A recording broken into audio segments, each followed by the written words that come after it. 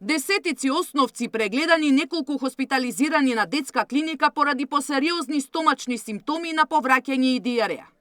Сите се ученици од Димо Хаџидимов од различни оделенија.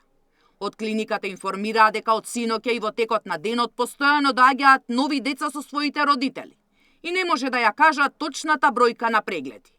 Оние кои веќе се задржани на болничко лекување се поставени на соодветна терапија.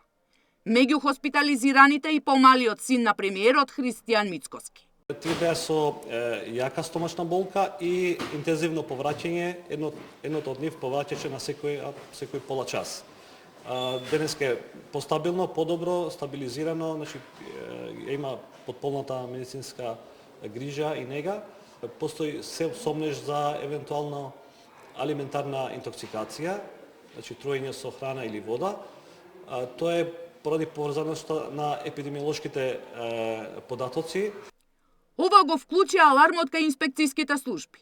Утринава инспектори од ДСЗ и АХВ и ИАЗ земале мостри од храна, од работни површини, брисеви од вработени, како и примероци од вода. Врши затворање на кујната како потенцијален извор на зараза и дава решение на забрана, во кое што решение се наложуваат и мерки кои што треба да ги превземе операторот, односно вонредно чистење, вонредна дезинфекција, дезинсекција и дератизација од овластена институција и спроведување на вонредни здравствено-хигиенски мерки за вработените. На наше инсистирање, нели, како институт и покрај тоа што не беше предвидено, ние сепак земавме и од водата. Така да во очекување сум да се врати тимот и да ги видам и анкетите епидемиолошки колку што се направени, на што укажува да ги разгледаме се и ке се работи денеска и во втора смена. Која е причината и дали од што настанало труење што ги вознемири и родителите и децата?